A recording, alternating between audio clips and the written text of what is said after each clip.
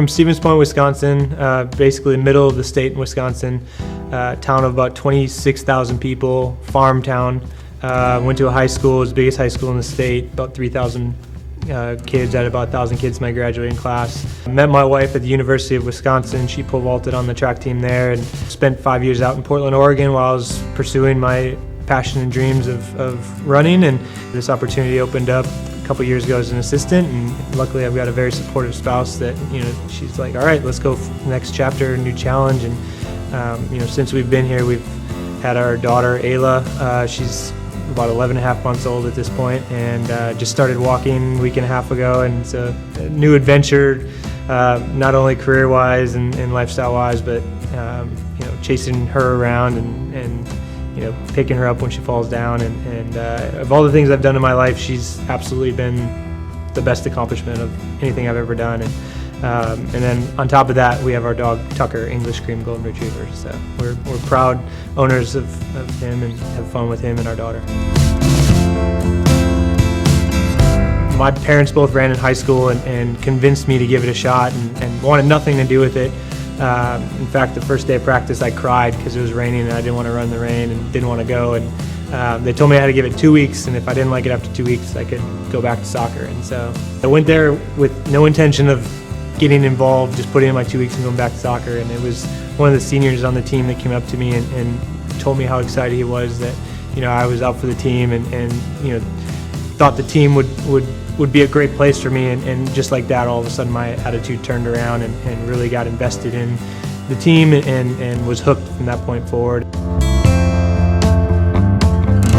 Obviously I love the sport of track and field and cross country, and being a part of the sport as much as I can is a very big draw, but being somebody at this level of these kids' lives that's going to help them transition to the next step of life, because this is a very important step. You're leaving home, you're leaving your comforts, you're changing, you're coming completely everything, whether it's your diet, your sleeping, your studying, your social life, your academic, athletic life, everything's changing, and just to be there to help them transition from essentially being a kid to being an adult, I think is a very important role, and that's ultimately what really got me wanting to be a coach. And obviously the sport's given me a lot, and I said it when I first started in the sport, I want to make a difference in the running world, whether it's through my legs or somebody else's.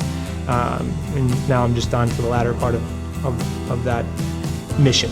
Everything I put into what I was doing as an athlete, all the emotion, all the drive, all the attention to detail is now shifted to this. Most rewarding aspect is seeing kids accomplish their goals. Last year, for example, Paul Gates, a senior, came in as a pretty talented athlete, had injury troubles for probably two and a half straight years, and last year put together just one race. And that race, it wasn't a PR, it wasn't lighting the world on fire, but I've never been more excited in my athletic or coaching career than I was at that moment, because all of a sudden you saw his excitement level and that breakthrough that he'd been waiting for so long.